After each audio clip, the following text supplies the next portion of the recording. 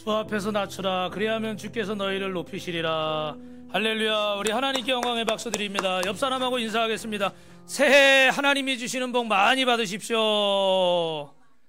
아멘. 우리 한 번 더 인사합니다. 예수님 믿으면 꿈같은 일이 일어났습니다. 나를 통해 한 영혼을 구원했습니다. 내 영혼아 깨우리로다. 할렐루야.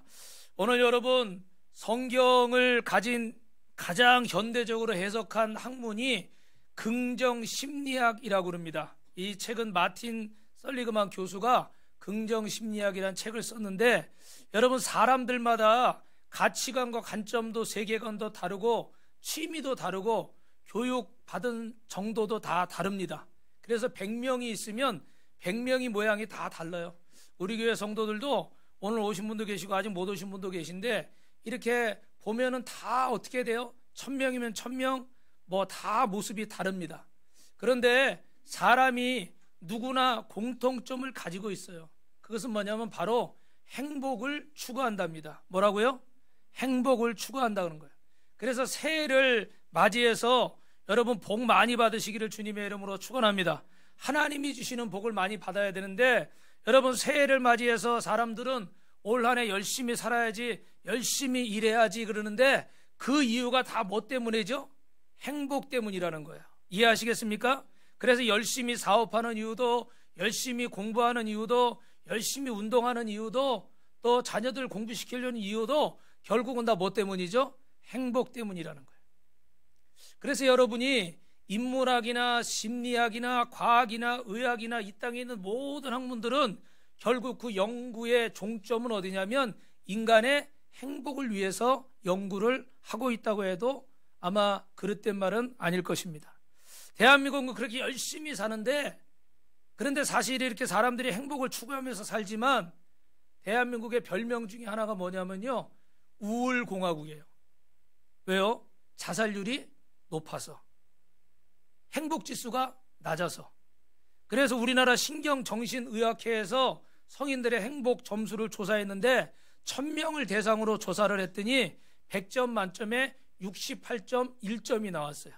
70점이 안 되죠, 그죠? 그런데 지금보다 더 행복해지려면 어떻게 해야 되냐? 남성과 여성에게 물어봤는데 좀 생각이 달라요.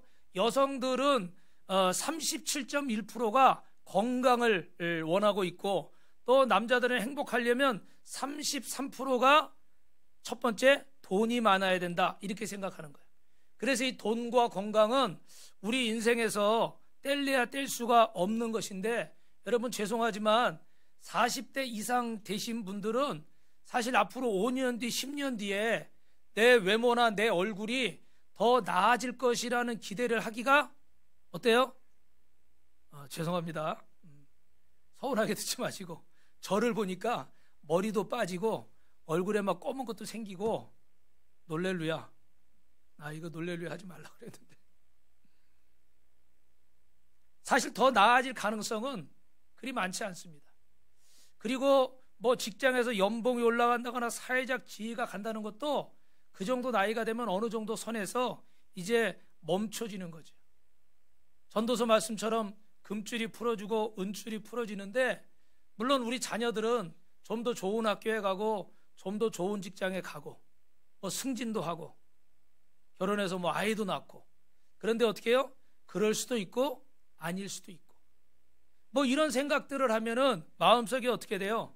참 행복하지를 않죠.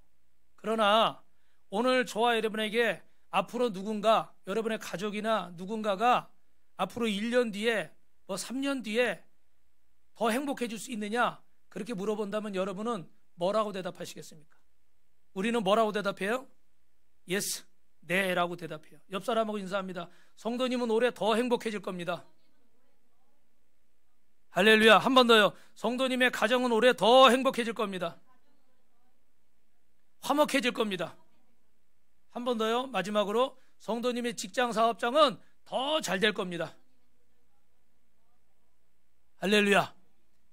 할렐루야. 여러분, 내가 지금 뭘 하면 행복해질까? 통장에 몇십억이 아니면 몇 억이 일시불로 딱 들어오면 행복해질까? 아니면 지금 사는 집보다 더 넓은 평수로 이사를 가면 행복해질까? 아니면 올여름에 저 7박 8일 아니면 10박 며칠, 제가 요즘 가끔 유튜브로 뭘 보고 있냐면 크루즈를 보고 있어요. 나도 이 크루즈를 타고 몇 박 며칠 유럽 여행을 좀 하면 좋겠다. 그래가지고 제가 일부러 좀 몇 번 봤어요. 아, 좋더라고요. 배가 엄청 커서 이게 배 안에 있는 건지 어디 우리 동네를 돌아다니는 건지 모를 정도로 어마어마한 배들이 있더라고요. 근데 여러분, 근데 그 티켓이 그 수백만 원, 어떤 거는 막 1,000만 원 넘는 그 티켓이 갑자기 나한테 공짜로 주어졌다. 행복할까 안 행복할까요? 네, 대답들을 잘 하시네요. 물론 행복해질 수 있겠죠, 그죠? 그런데 여러분, 지금 내게 주어진 여건이나 환경이 변하면 저부터도 뭐라고 생각하냐면 내가 행복해질 것이다, 이렇게 생각합니다. 지금도 행복하지만 우리 교회가 더 부흥하고 뭐 이 성전도 짓고 저기 아프리카나 아이티나 도미니카나 어려운 나라의 성전도 더 많이 짓고 그러면 더 행복할 것이다. 물론 저도 그렇게 생각하고 있습니다. 그런데 여러분, 그게 정말 환경이 변한다고 우리가 행복해질 수 있을까요? 이렇게 쉬운 예로 돈이나 권력이나 명예나 이런 영향력, 건강, 외모, 집, 자동차, 나를 둘러싸고 이런 외적인 조건들이 바뀌면 우리는 행복해질 것이다, 이렇게 생각을 하고 있습니다. 여러분이 오해하실까 봐 저도 마찬가지예요. 그러나 그렇지만은 않다는 거예요. 하버드 대학에서 수년 동안 연구한 긍정 심리학에 보면 행복의 3가지 조건이 나오는데, 이 행복의 3가지 조건, 여러분이 아마 못 들어보셨을 것 같아요. 이 해피니스, 행복이라는 건요 3가지 조건이 있는데 S, C, V가 있대요. S는 셋 포인트, 그러니까 내가 타고날 때부터 기본적으로 가지고 있는 조건. 그래서 사람들은 뭐 금수저냐 흑수저냐 그런 이야기를 몇 년 전부터 하고 있죠. 그리고 C는 circumstance, 그래서 내 환경적인 요건, 내 주변을 둘러싸고 있는 요건. 그리고 V는 voluntary, 그래서 자발적인 대처 능력, 어떤 일이 생기면 내가 어떻게 대처할 것인가. 그러니까 여러분, 이 H, 해피니스는 이렇게 셋 포인트 S, 그 다음에 circumstance, 주변 환경 요건, voluntary, 그래서 주변에 어떻게 해요? 상황에 대해서 대처하는 능력, 이 3가지가 합쳐져서 그 행복이 결정이 된다는 거예요. 이게 긍정 심리학자들이 하는 얘기입니다. 그런데 여러분, 우리가 생각할 때 이 환경 여건, circumstance, 이것이 우리는 지금 중요하다 생각하는 거잖아요. 그죠? 내가 돈이 없어서 불행하고, 내가 건강하지 못해서 불행하고, 집이 변변치 않아서 불행하고, 명예가 없고 권력이 없고 학벌이 없고 외모가 못나서 불행하고, 대부분은 이렇게 생각하고 사는데, 여러분이 긍정 심리학자들이 낸 결론은 지금 내 여건이 바뀐다고 내가 행복해진 게 아니라는 거예요. 그래서 다른 심리학자들도 마찬가지로 우리 인생에 있어서 5가지 부분을 크게 얘기했는데, 여러분 첫 번째는 돈이죠. 돈. 옆 사람하고 이렇게 인사합시다. 우리가 보통 사람이 아닙니다. 할렐루야. 제가 왜 돈 앞에서 이 고백을 하게 했는지 여러분 아셔야 돼요. 대부분은 돈이 많으면 행복하다, 편하게 살 수 있고 내 욕구대로 살 수 있고. 그래서 성인들 대상으로 10,000명 이상을 조사했더니, 그런데 실제로는 어떻게 돼요? 돈이 내 행복에 미치는 여건은 2, 3%밖에 안 된대요. 2, 3%. 그래서 여러분 국가별로 뭐 행복지수 이런 거 나온 거 여러분 가끔 신문기사나 설교 말씀을 통해서 들으셨을 거예요. 그죠? 그래서 행복지수가 가장 높은 나라가 전 세계에서 방글라데시라고 그러잖아요. 그 방글라데시가 어떻게 돼요? 국민소득도 낮고 저 동남아에 아주 어렵게 사는 그런 나라란 말이에요. 그런데 거기 뭐 우리 대한민국은 말할 것도 없고, 저 독일이나 이렇게 아일랜드, 특별히 이 2나라를 비교하면요, 독일이 GDP가 4배나 높다고 그럽니다. 이렇게 국민 총소득 총생산이 4배나 높은데, 그런데도 행복지수는 어디가 더 높을까요? 아일랜드라는 나라가 더 높다는 거예요. 그런데 이 아일랜드가 이렇게 뭐 그 소프트 산업이 발달해 가지고 GNP가 굉장히 급상승한 적이 있대요. 근데 그때 학자들이 조사를 해보니까, 그러면 이 사람들이 행복지수도 올라갔느냐 보니까 별 차이가 없더라는 거예요. 그러니까 여러분, 돈이 우리에게 필요한 거는 맞아요. 그런데 개인적으로도 그 복권 당첨된 사람들 200명을 추적 조사했는데, 이 사람들이 당장은 통장에 돈이 들어오니까 행복했어요. 그런데 이게 얼마를 갈까요? 공식적으로 보니까 1년 정도 지나니까 그 기쁨은 사라지고, 그러면 여러분에게 질문을 드릴게요. 삶의 질은 높아졌을까요? 낮아졌을까요? 틀려도 지옥 안 갑니다. 요한계시록 21장 8절에 거짓말해야 불과 타는 못에 들어가요. 틀린다고 지옥 안 가요. 높아졌을까요? 낮아졌을까요? 더 낮아졌대요. 제가 생각할 때는 더 좋아졌을 것 같아요. 왜? 삶이 더 뭐 경제적으로 윤택해졌으니까 더 좋아졌을 것 같은데, 근데 오히려 어떻게 해요? 행복지수는 더 낮아졌다는 거예요. 그럼 여러분, 왜 그럴까요? 이분들이 돈을 쓰는 방식이 통계적으로 첫 번째는 돈이 많아지니까 뭘부터 할까요? 집을 바꿔요. 두 번째는 뭘 바꿔요? 자동차를 바꿔요. 세 번째는 뭘 바꿔요? 연애 대상을 바꿔요. 통계적인 거예요. 근데 여러분, 이것들이 당장은 나를 기분 좋게 할 수 있지만 영원한 것입니까? 그렇지 않아요. 그러니까 몇 개월이 지나고 1년이 지나고 보니까 그 전에 내가 행복했던 것들이 오히려 어떻게 돼요? 다 사라져버리고 오히려 더 만족을 못하는 거예요. 그러니까 행복지수는 더 떨어지는 거죠. 그러면 여러분, 두 번째로 직업이 있는데, 사람들은 좋은 직업을 뭐라고 얘기하냐면 보통 전문 직업이 좋은 직업이라고 그러죠. 왜냐하면 이분들 연봉이 높으니까 뭐 의사, 변호사, 약사, 교수, 기업인, CEO 이렇게 생각합니다. 그런데 여러분, 이 전문직을 가지고 있는 사람들의 행복지수가 43%래요. 50%가 채 안 돼요. 그러면 노동직에 있는 사람들의 행복지수는 몇 프로일까요? 42%래요. 1%밖에 차이 안 나요. 그럼 보통 이 관리하는 직은 그래도 조금 직급이 높은 거잖아요. 그죠? 관리직에 있는 사람들의 행복지수가 어떻게 될까요? 38%. 우리 성도도 작년, 재작년에 이렇게 회사에서 과장을 하다가 부장으로 승진했어. 그래가지고 월급도 연봉도 오르고 뭐 그러니까 좋겠다고 제가 그랬더니 하나도 안 좋대. 뭐 월급이 오른 건 사실인데 책임이 많아지니까 어떻게 해요? 직원들도 이거 신경 써야 되고 성과를 또 내야 되잖아요. 성과를 안 내면 어떻게 해요? 도태돼 버리잖아요. 그러니까 부담이 더 커지는 거예요. 죄송하지만 오늘 예배를 왔을까요? 못 왔을까요? 못 왔어요. 왜냐하면 이게 바빠지니까 막 출장도 많아지고. 그래서 오히려 이런 직업이 행복에 미치는 영향이 우리 생각과는 다르다는 거예요. 세 번째로 교육입니다. 우리나라는 천편일률적으로 생각하는 게 있죠. 좋은 대학 나와서 대기업에 들어가는 거. 그래야 우리는 성공했다 생각하고 출세했다 생각하는 거지. 그런데 여러분, 이 연봉 6천만 원 이상 되는 분들을 대상으로 고졸자, 대졸자, 대학원 졸업자들을 이렇게 통계를 냈는데 행복지수가 누가 더 제일 높을까요? 정 목사님이 잘 찍으셨는데 고졸자가 행복지수가 더 높답니다. 왜 그럴까요? 제가 생각할 땐 이럴 것 같아.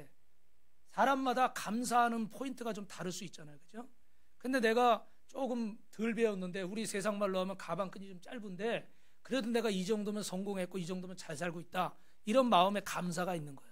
따라합시다. 감사하면 행복합니다.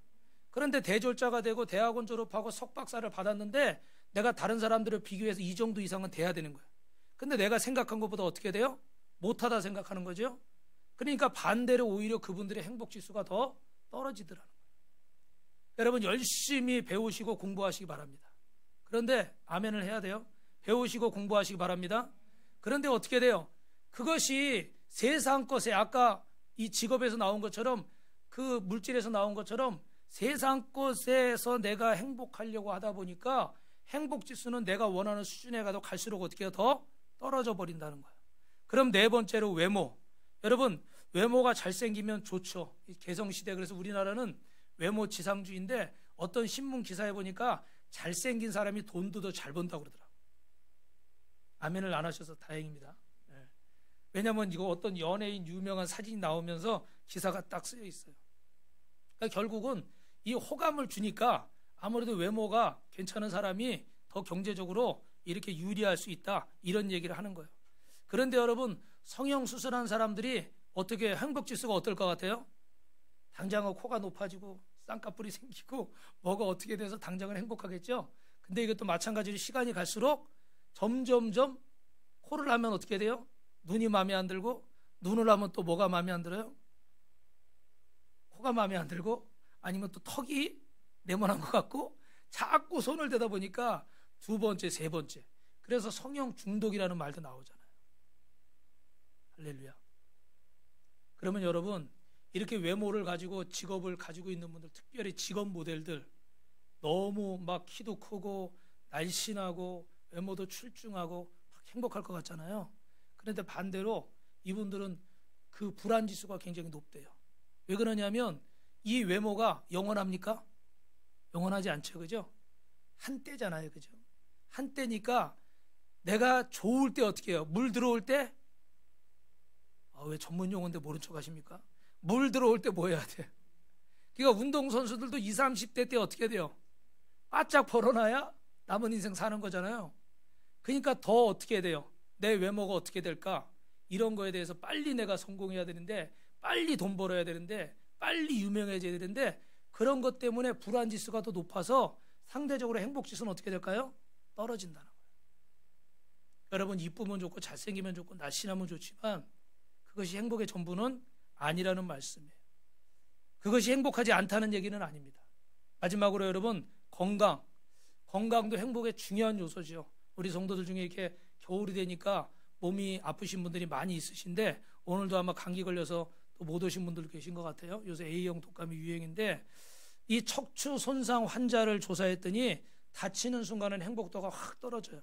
그런데 한 2년 정도 지나고 몸이 회복되니까 다시 행복 지수도 정상으로 돌아오고, 인공신장을 달거나 아니면 투석하시는 분들, 신부전증 환자들 보니까 행복 지수가 어떨 것 같아요, 여러분?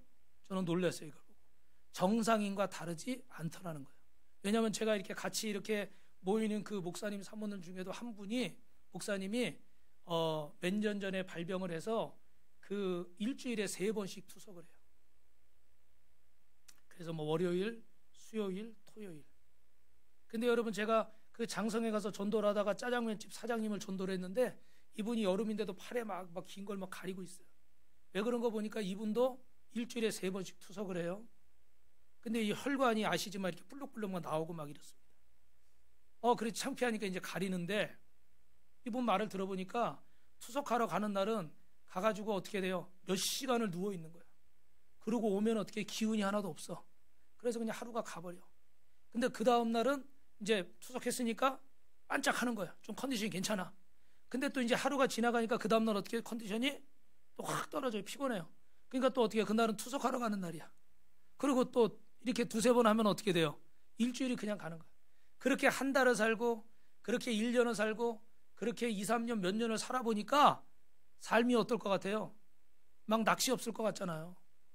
근데 제가 그분이 목사님이라 그런지 모르지만 제가 말씀드린 그분은 처음에는 목회를 접어야 되겠다 이런 생각까지 하셨대요.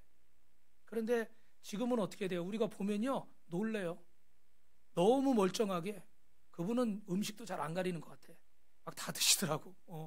그래가지고 저희가 볼 때 전혀 그런 게 없는 것 같아요.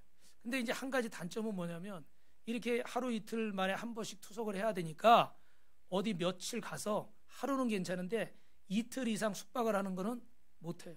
그래서 이번에 우간다에도 성전을 3개 짓고 학교를 줬는데, 그런데 목사님 못 가셨어요. 사모님하고 그 딸이 대신 갔는데, 여러분, 건강은 우리에게 중요한 겁니다. 그런데 여러분, 꼭 몸이 아프다고 해서 행복하지 않은 건 아니라는 거예요. 그래서 아까 말씀드린 셋포인트, 그 다음에 또 SCV, 그래서 갑자기 단어가 생각이 안 나네요. 봐야 될 것 같아요. 그래서 이런 것들이요, 중요한데, 중요한 건 뭐냐면 여러분, 셋포인트는요 50%라는 거예요. 내가 처음 태어날 때 갖는 것은 50%, 서컴스탠스는 10%예요. 그리고 발렌타리는 어떤 대처 능력은 40%. 결론적으로 이런 환경 여건은 몇 프로라는 거죠? 10%라는 거예요. 우리는 인정하고 싶지 않은데 결국은 이 환경 때문에 내가 불행하다라는 말은, 행복하지 않다라는 말은 뭐예요? 10%밖에 안 돼요. 물론 어떤 분들은 태어날 때 가진 환경이나 어떤 상황이나 이런 것도 다 환경이 아닙니까? 이렇게 말할 수도 있어요. 그 말도 맞습니다. 그런데 학자들은 이걸 더 정밀하게 분석을 해서 결국 태어날 때 이 조건은 바꿀 수 있어요, 없어요? 내 마음대로 바뀌는 게 아니잖아요, 그죠? 그리고 어떤 상황이 벌어졌을 때 대처하는 건 사람마다 어떻게 해요? 다 다르죠, 그죠? 또 똑같지 않아요, 그죠? 그런데 이 환경, 뭐 건강, 직업, 돈, 교육, 지금 내 주변에 이런 있는 상황들 때문에 내가 행복하다, 불행하다, 이 말은 결국 우리 인생의 몇 프로밖에 안 된다는 거예요? 10%밖에 안 된다는 거예요. 그래서 일란성 쌍둥이 200쌍을 대상으로 100쌍은 같이 살게 하고 100쌍은 나눠서 서로 다른 집에, 부한 집에, 좀 어려운 집에, 또 추운 지방에, 더운 지방에, 조금 뭐 교육 수준도 고등학교 졸업하게 하고 대학원 졸업하게 하고 그렇게 나눠서 했답니다. 그런데 정말 신기한 건 뭐냐면 그들의 행복 지수가 어땠을까요? 똑같았다는 거예요. 똑같았다는 거예요. 여러분, 옆에 분하고 이렇게 인사합니다. 우리가 보통 사람이 아닙니다. 할렐루야. 이런 것들을 우리는 무시하고 살 수는 없습니다. 그런데 오늘 내가 행복할까 물을 때 우리 예수 믿는 사람들은, 저와 여러분들은 오늘 우리는 행복한 인생인 줄로 믿습니다. 왜냐하면 세상 사람들이 갈망하는 그 끝에는 구원이 있는데, 오늘 저와 여러분은 이미 구원받은 자고 성령으로 거듭난 자고 새로운 피조물이 된 자고, 아멘을 잘 하셔야 돼요. 장석준 집사님, 쑥스러워하지 말고 손을 번쩍 드십시오. 우리는 주님 안에 새로운 피조물이 되고 정복자보다 나은 자고 죽음을 이긴 자고 세상을 이긴 자고 죽음에서 해방되고 저주와 질병에서 해방된 줄로 믿으시면 두 손 들고 아멘 하시기 바랍니다. 할렐루야. 그래서 우리가 인생을 의미 있게 살 수 있는 거고 행복하게 살 수 있는 거고 재미있게 살 수 있는 거예요.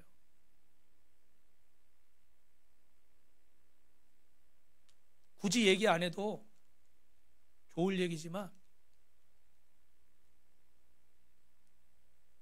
저는 방 2칸에 산 지 오래됐습니다. 교회의 부담을 최소화하려고. 그래서 여러분이 보실 때는 어떻게, 제가 불행해 보여요? 행복해 보여요? 네. 여러분이 부담 가지실까 봐 조심스럽지만 월세를 냅니다. 행복해요? 불행해 보여요? 이제 대답을 안 하시네. 여러분이 느끼시는 대로, 생각하시는 대로. 2025년 정말 이 역사적인 새날이 시작됐는데, 우리가 행복을 위해서 여러분, 하나님은 어떻게 하라고 하십니까? 첫 번째로 여러분 따라합니다. 하나님을 경외합시다. 여러분, 이스라엘아, 여호와께서 요구하시는 것이 무엇이냐? 제 이름을 부르면서, 인수야, 여러분도 이름을 불러가면서 하나님이 요구하는 것이 무엇이냐? 여러분, 죄송한데 한번 여러분 이름을 불러가면서 한번 같이 하겠습니다. 아무개야, 하나님이 요구하시는 것이 무엇이냐? 시작. 인수야, 하나님이 요구하시는 것이 무엇이냐? 하나님은 오늘 신명기 10장 12절 말씀을 통해서 시작. 이스라엘아, 내 하나님 여호와께서 내게 요구하시는 것이 무엇이냐? 내 하나님 여호와를 경외하며. 할렐루야. 여러분, 올 한해 하나님을 경외하며 사시기를 주님의 이름으로 축복합니다. 아멘. 여러분, 경외란 무엇일까요? 경외라는 것은 하나님을 경외하는 것이 모든 지식의 근본이라고 그랬는데, 하나님은 우리 인생을 평가할 때 한 가지 단어로 평가하십니다. 뭘로요? 경외라는 단어로 평가하시는 거예요. 여러분, 경외라는 것은, 하나님을 경외하는 사람은 인생을 어떻게 될까요? 막 살지를 않습니다. 부모님을 존경하고 존중하는 자녀는 부모님의 말을 들을까요? 아니면 막 살까요? 자기 마음대로 살까요?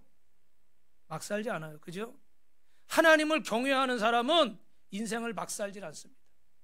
그런데 하나님을 경외하지 않는 사람은 교회를 다닌다 할지라도 자기 마음대로 살아요. 그래서 우리는 그걸 방종이라고 그러죠.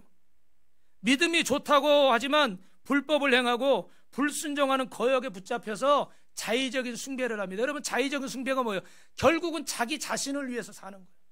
신앙생활하는 건 또 뭐 하는 것도 전부 다 결국은 보면 결국 나를 위한 거예요. 왜? 하나님보다 내가 더 중요하고 내 생각이, 내 뜻이 더 중요하고. 그래서 여러분, 이단의 괴수가 된 사람들 보면 어떻게 돼요? 처음엔 예수 믿었던 사람들이 많아요. 그죠? 그런데 잘못 믿고 누가 중심이 된 거예요? 내가 중심이 돼버리니까 이단의 괴수가 돼버렸어. 하나님 말씀도, 하나님의 이런 은혜와 사랑도 다 자기가 마음대로 해석해가지고 막 희한한 것들을 만들어 놓는 거죠. 사랑하는 성도 여러분, 경외란 한마디로 이렇게 말씀드리고 싶어요. 따라합니다. 여행. 만약에 제가 지금 제주도로 여행을 가려고 그러면 지금 제가 어디서 출발해야 됩니까? 김포공항? 용인에서, 일단 저는 용인에 살고 있으니까 용인에서 출발해야 되겠죠. 목적지는 어디예요? 제주도. 그렇죠?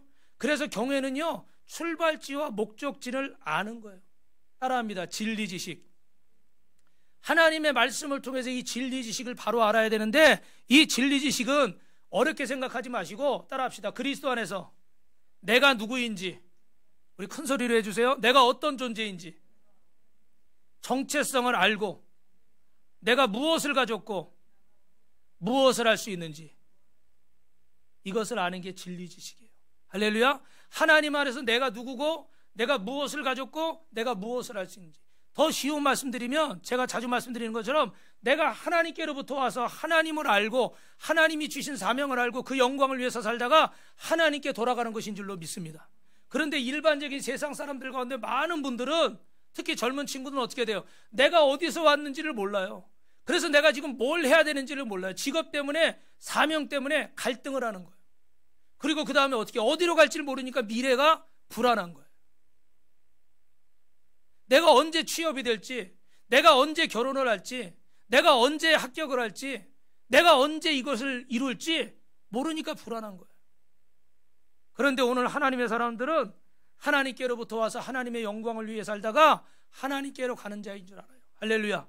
저는 오늘 아침에도 물론 신년 축복 예배 또 우리 송구영신 예배 합쳐서 드렸지만, 오늘 첫 주일이니까 또 이제 마음의 결심이 좀 새롭잖아요, 그죠? 그래서 어제 이렇게 뒤에 배경도 싹 바꿨습니다. 여러분, 뭐라고 써 있어요? 여기 약속의 땅으로 가라. 할렐루야. 네. 주제는 참된 행복을 이루라인데, 약속의 땅으로 가라. 이걸 붙이면서 마음을 좀 새롭게 하고 기도를 하는데, 하나님께 이런 기도를 드렸어요. 하나님, 저는 참 부족한 게 많은 게, 속으로는 잘난 것도 좀 있지만 이런 생각도 좀 하고 있어요. 참 부족한 게 많은데 하나님, 저를 통해서 하나님께 도움이 된다면, 물론 저 아니래도 하나님은 쓰실 사람들이 많죠. 제가 하나님께 도움이 된다면 올해도 저를 붙들어 주십시오. 저를 써주십시오. 할렐루야. 왜냐하면 저보다 똑똑한 사람도 많고요, 저보다 잘난 사람도 많고요, 저보다 건강한 사람도 많고요, 저보다 뛰어난 사람도 많고. 근데 굳이 내가 이 자리에 있어야 될 이유가 무엇일까? 내가 하나님께로부터 와서 하나님을 알고 내가 무엇을 가졌는지를 알고 무엇을 해야 되는지, 어디로 가야 되는지를 알고, 그리고 그 다음은 하나님께 맡기고. 할렐루야. 여기까지 인도하신 에베네셀의 하나님, 지금도 함께 하시는 임마누엘의 하나님, 앞으로 우리 앞들도 예배하신 여호와 이레의 하나님, 이게 진리 지식이에요. 이 진리 지식을 여러분이 바로 아셔야, 인생에 수많은 파도가 있지만 여러분이 그 파도 속에서 흔들리지 않고 파도를 잘 타서 승리하는 인생, 행복한 인생이 될 줄로 믿습니다. 사랑하는 성도 여러분, 시편 25편 우리 12절부터 15절 한번 읽어보실까요? 여호와를 경외하는 자 누구냐? 그가 택할 길을 그에게 가르치시리라. 그의 영혼은 평안히 살고 그의 자손은 땅을 상속하리로다. 여호와의 친밀하심이 그를 경외하는 자들에게 있으며 그의 언약을 그들에게 보이시리로다. 내 눈이 항상 여호와를 바라보면 내 발을 그물에서 벗어나게 하실 것임이로다. 할렐루야. 오늘 여기 행복한 인생의 비결이 있습니다. 이것이 모든 지식과 근본의 출발입니다. 사랑하는 성도 여러분, 하나님을 경외하는 자에게 하나님은 이와 같은 복을 주실 줄로 믿습니다. 우리 옆 사람하고 한번 진지하게 인사합니다.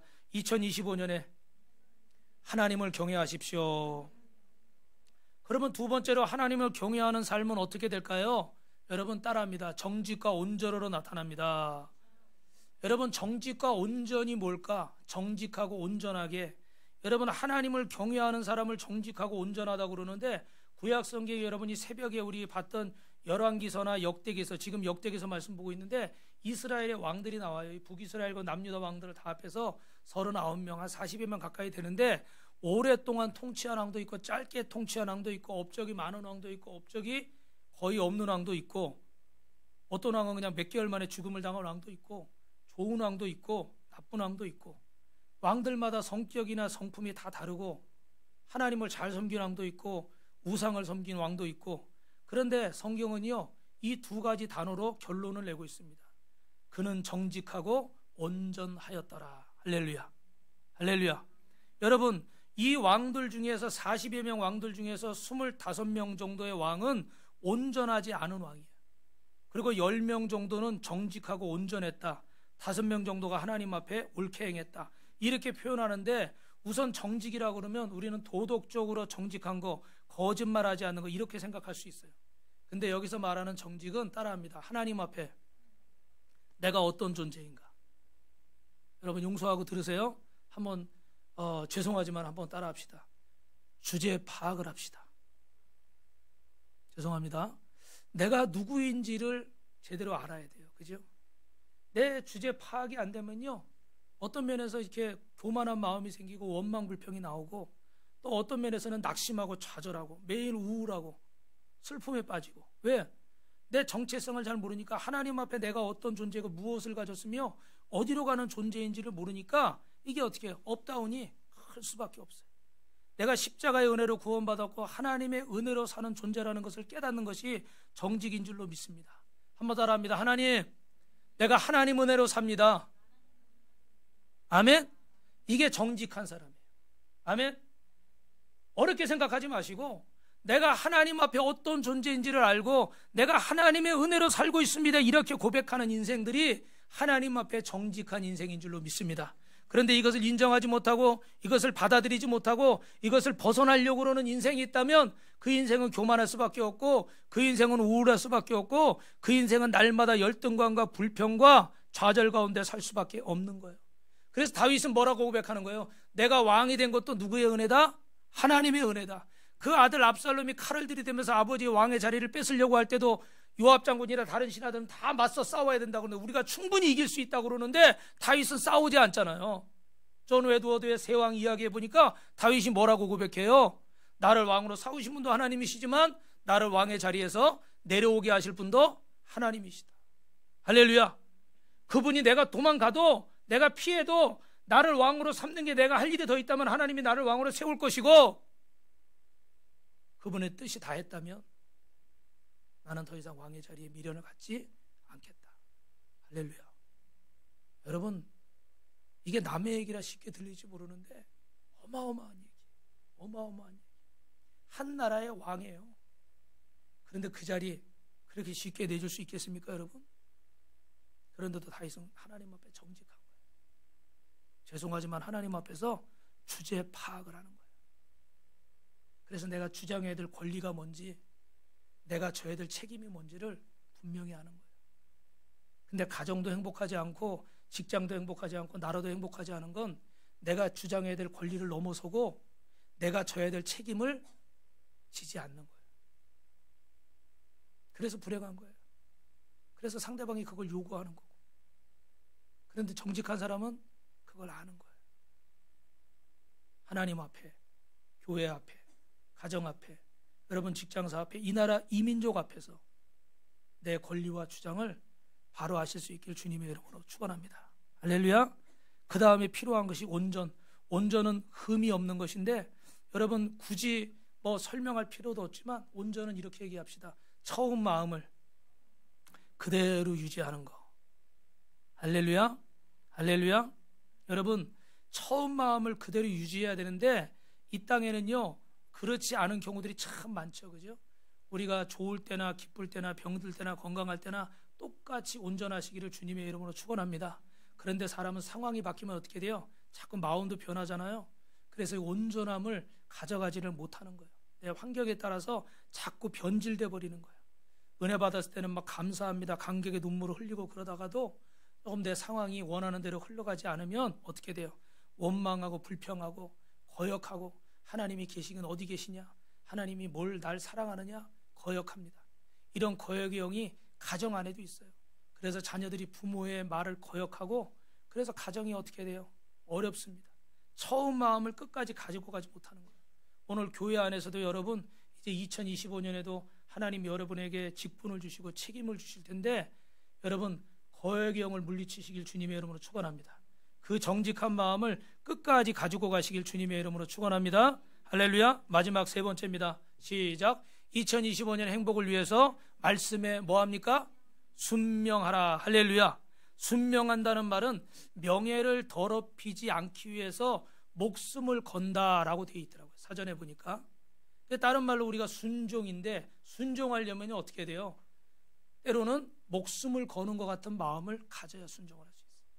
내가 원하는 것만, 좋은 것만 할 수 없잖아요. 세상은 불순종의 영으로 가득해 있습니다. 이것이 세상 문화입니다. 세상 사람들은 자신의 뜻대로 인생을 살려고 그래요. 그래서 여러분, 지금 이 나라가 시끄러운 것도 보면 어떻게 돼요? 뭐 잘하는 사람도 있고 못하는 사람도 있겠지만 다들 뭐라는 거예요? 자기 주장이 옳다는 거예요. 자기 주장이. 그래서 우리 용인 목회자 카톡방이 있거든요. 제가 이렇게 뭐 한두 시간 있다 들어가 보면 어떨 때는 조용한데 어떨 때는 갑자기 막 90 몇 개가 달렸어. 이거 무슨 일이 났나? 들어가 보면 뭘까요? 정치 얘기. 옳다는 얘기, 그르다는 얘기, 누가 맞다는 얘기. 뭐 별의별 이야기들 다 목사님들이니까 다 말을 그럴싸하게 다 하겠죠. 그죠? 다 들어보면 나름 다 의미가 있어요. 저도 여러분 솔직히 가지고 있는 생각이 있어요. 그런데 여러분은 좀 다른 생각을 하실 수도 있기 때문에 제가 조심스러운 말씀은 안 드리지만 분명한 것은 여러분, 사람들이 자꾸 내 생각만 옳고 내 생각만 맞다고 고집을 피우니까 어떻게 돼요? 더 분쟁이 생기는 거죠. 지금 이런 모든 상황들에 보면 뭐가 있어요? 거역의 영이 있는 거예요. 교회 안에도 거역의 영이 있습니까? 없습니까? 죄송하지만 있습니다. 세상에만 거역의 영이 있는 게 아니에요. 교회 안에도 거역의 영이 있어요. 근데 우리가 정말로 참된 행복을 누리려면 예수님의 사람들은 따라합시다. 정과 욕심을 십자가에 못 박아야 됩니다. 할렐루야. 그래서 정과 욕심을 십자가에 못 박은 자는 하나님 앞에 순종할 수 있는 거예요. 오늘 13절 말씀 우리 같이 읽습니다. 신명기 13장 시작. 내가 오늘 내 행복을 위하여 내게 명하는 여호와의 명령과 규례를 지킬 것이 아니냐. 할렐루야. 여러분, 마지막 부분이에요. 세상에서 내가 행복하기를 가장 원하시는 분은 누굴까? 아마 이 땅에서는 부모님일 것입니다. 부모는 정말 내 자녀가 잘 되기를 뜨거운 마음으로 바라고 있습니다. 저도 제 자녀가 잘 되기를 뜨거운 마음으로 바라고 있어요. 꺾을 수가 없어요. 어디 이국만리에 있다고 해도 달려오라고 그러면 저는 달려갈 수가 있습니다. 그런데 여러분, 그 마음을 누가 주셨을까요? 누가 주셨을까요? 여러분, 하나님이 주셨어요. 하나님이. 자녀의 행복을 간절히 바라는 그 부모의 마음을 하나님이 주셨어요.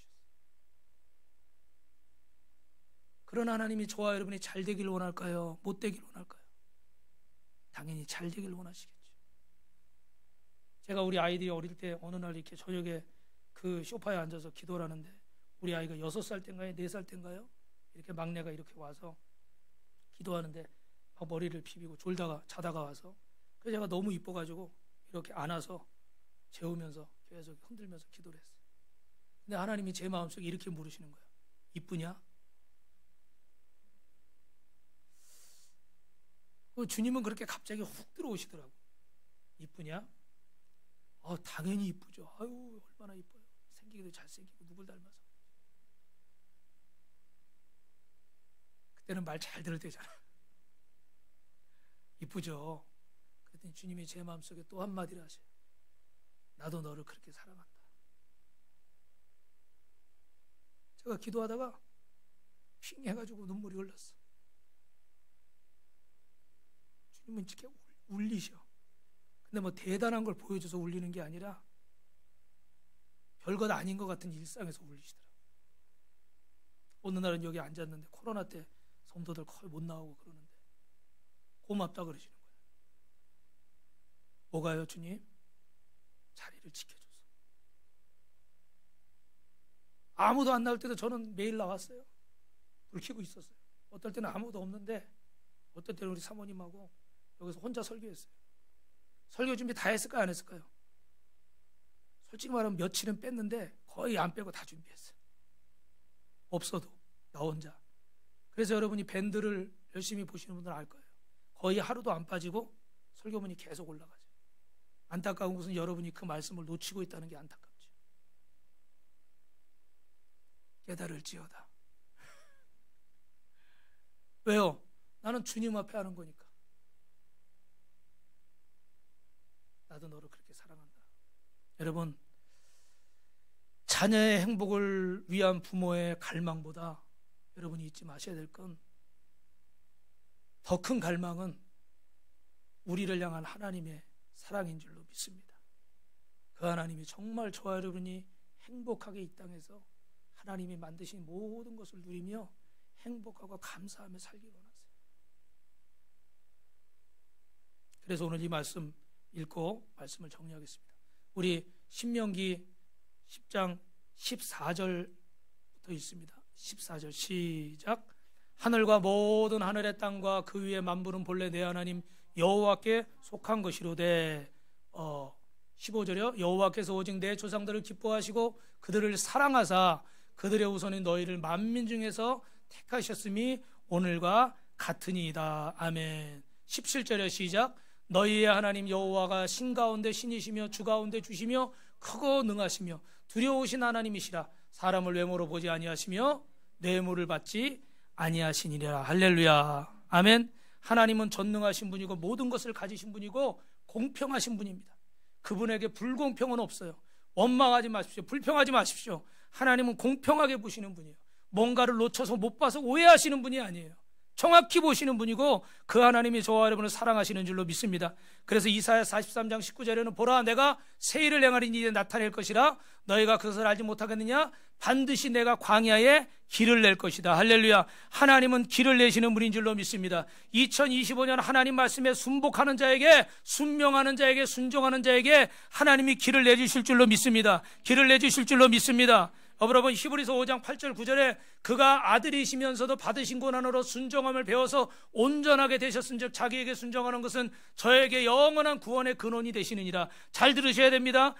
예수님은 하나님의 아들이시며 전지전능하신 삼위일체 하나님이신데도 하나님 아버지께 순종을 배워서 순종하셔요. 삼위일체 하나님이신 그분이 무슨 순종이 필요하겠습니까? 하나님의 아들이신 주님이 무슨 순종이 필요하겠어요? 그런데 우리 주님도 이 순종을 배워서 죽기까지 순종하신 거예요. 그런데 목사라고 제가 뭐라고, 내가 목사라고 잘난 척하고 순종을 안 하고, 죄송합니다, 장로라고 순종을 안 하고, 안수집사라고 순종을 안 하고, 내가 권사라고 순종을 안 하고, 집사라고, 성경 좀 안다고, 예수 좀 오래 믿었다고, 내가 다 안다고, 내가 세상에서 뭐 어떻다고 이렇게 순종하지 않는다면 여러분 어떡하시겠어요? 우리는 하나님 앞에서 모든 것을 내려놓고, 오늘 우리 이번에 2024년 SBS 연예대상 시상하는 장면인데, 유독 올해에는 이렇게 하나님께 영광 돌리는 연예인들이 이렇게 유독 많았어요. 그전에도 많이 있는데 어쩌다 이렇게 한두 번이었잖아요, 그죠? 근데 이번에 나오는 사람들마다 거의 저렇게 노골적으로 대놓고, 그래서 제가 솔직히 이 말씀 드릴게요. 이런 상황들, 뭐 탄핵 정국 막 이런 상황들을 보면서 너무 저도 뉴스를 보면서 속상하고 정말 나라가 걱정이 되고, 앞으로 동성애나 차별금지법이나 낙태나 이런 정말 이 마지막 때로 가는 이 법들이 통과되면 안 되는데, 저는 다른 건 모르겠고 그런 안타까운 마음으로 속상해서 사실 뉴스도 잘 안 봐요. 그냥 핸드폰으로 이렇게 기사 뜨는 거 잠깐 서치만 하고 마는데, 죄송합니다. 제가 정확히 알아야 되는데 또 잘 모르고 말할 수도 있어서 말은 안 하지만 참 마음이 안타까웠어요. 한편으로 걱정도 되고. 근데 이렇게 설교를 준비하다가 저 영상을 찾아서 딱 보니까 마음이 위로가 되더라고요. 야, 이렇게 나라가 혼란스러울 때, 이렇게 우리가 마음이 안 좋을 때 하나님은 또 이 연예인들을 앞에 세워서 하나님의 영광을 드러내는데, 평상시보다 더 많은 연예인들이, 그것도 다 이렇게 어떻게 돼요? 탑 수준에 있는 배우들 아니에요, 그죠? 그런 친구들이 다 나와서 이 영광을 하나님 앞에 돌려요. 나같이 보잘것없는 자를 쓰신 하나님께 감사하고, 내 소원을 들어주신 하나님께 감사하고, 할렐루야. 그 저들은 스스로 자신을 낮추고 하나님 앞에 영광을 돌리는 거예요. 나를 낮추지 않으면 순종을 할 수가 없습니다. 사랑하는 성도 여러분, 2024년 나를 잘 돌아보시고 2025년에 하나님 앞에 하나님을 경외하고 정직과 온전으로 행하고 하나님 말씀에 순명함으로 말미암아 여러분이 참된 인생의 행복을 누리시는 그런 2025년이 되시기를 주님의 이름으로 축원합니다. 축원합니다.